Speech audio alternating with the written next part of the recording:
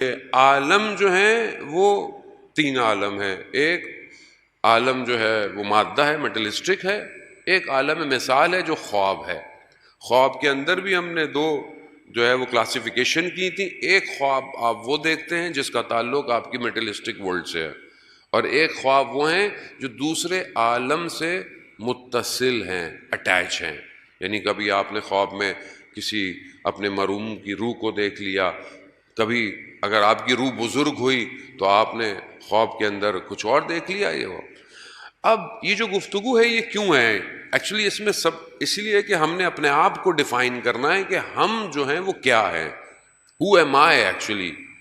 مولا کائنات حضرت علی ابن ابی طالب علیہ السلام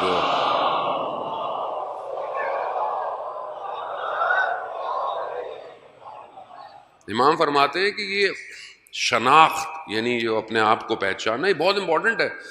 مجھے پتا ہو کہ میں کہاں سے آیا ہوں اور میں کہاں جا رہا ہوں. یہ سرچ ہے اصل میں. فقد عرف نفسہ عرف ربا. جس نے اپنے نفس کو پہچانا اس نے اپنے رب کو پہچانا. تو یہ جو گفتگو ہے یہ اس لیے کہ میں اپنے آپ کو پہچانوں. اب میں کون ہوں، میں کیا ہوں، میں یہ صرف بدن ہے یا میرے اندر کوئی اور چیز بھی ہے جس کو میں کہتا ہوں. تو کل ہم نے بہرحال اس پہ بھی گفتگو کی کہ کمبینیشن ہے سول اور باڈی کا. سول باڈی کے ساتھ اٹیچڈ ہے، ایک جگہ پر باڈی رک جائے گی، سول آگے کی طرف ٹریول کرے گی.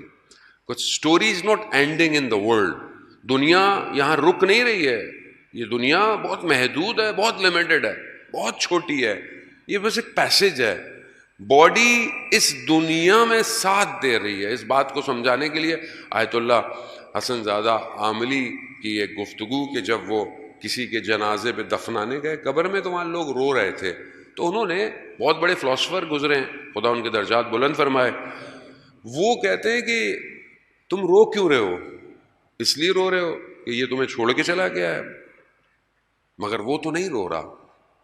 تو انہوں نے مثال دی، ماں کے رحم میں، پیٹ میں، پریگننسی میں دو جڑواں بچے ہوں، دونوں بھائی ہوں، ایک ظاہر ہے پہلے آئے گا، ایک بعد میں آئے گا، چاہے 1 منٹ 2 منٹس کا ڈفرینس کیوں نہ ہو. اب دونوں اندر ہیں. اندر دنیا کیا ہے؟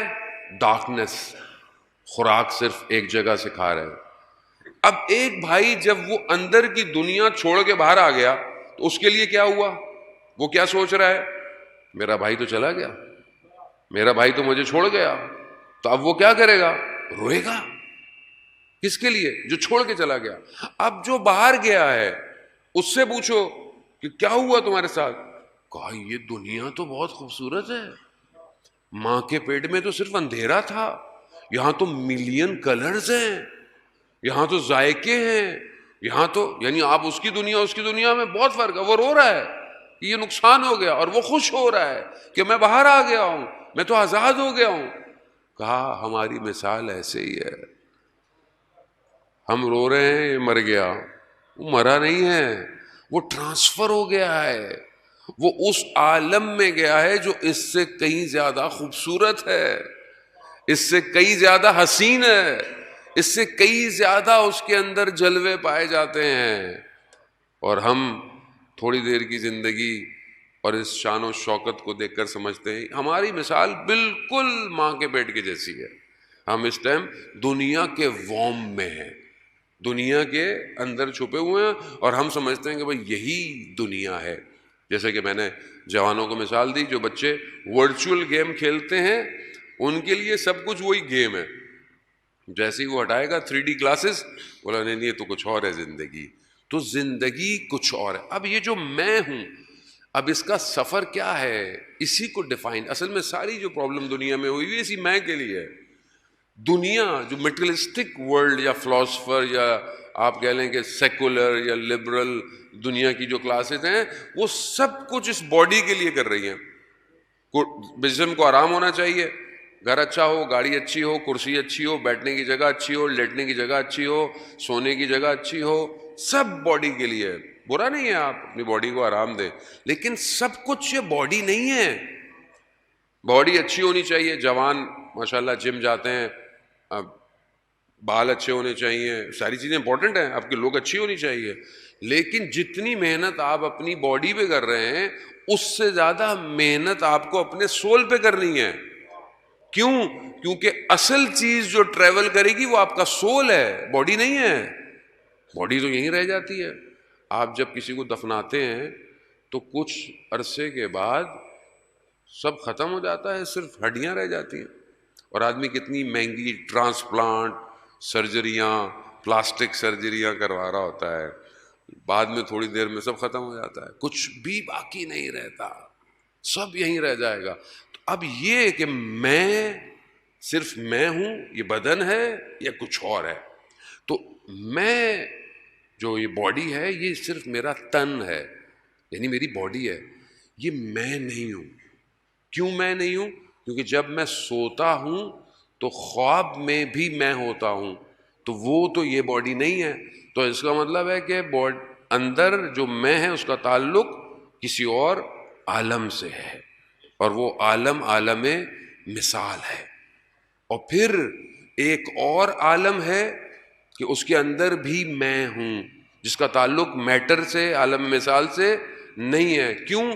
مثال کے طور پر فلاسفر کہتے ہیں کہ مثلا آپ کو فیئر آتا ہے، آپ کے اندر خوف پیدا ہوتا ہے. خوف کہاں ہے؟ خوف کو فزیکلی آپ ڈیفائن کر سکتے ہیں، یعنی یہ خوف، یا آپ کو خوشی ہو رہی ہے، خوشی کو میٹلسٹک میں آپ کیسے ڈیفائن کریں گے؟ یا آپ کو بھوک لگ رہی ہے، بھوک کو آپ کیسے ڈیفائن، آپ کو پیاس لگ رہی ہے. خب اس کا مطلب ہے کہ کوئی اور ایسی ایپلیکیشن آپ کے اپنے اندر ہے جس کا تعلق میٹر سے نہیں ہے، مادہ نہیں ہے. باڈی کمزور بھی ہو گئی تو بھی خوف ہے، باڈی طاقتور اتنا انسان باڈی بلڈر ہوتا ہے اس کو بھی خوف ہوتا ہے. اس کا مطلب ہے کہ یہ میٹر سے وہ الگ ہے. وہی ایکچوئل نفس یا سول جس کی تربیت کی ضرورت ہے، اور جو اس کو مضبوط کر لیتا ہے وہ تنہا کھڑا رہے تو بھی اسے حق سے کوئی ہٹا نہیں سکتا.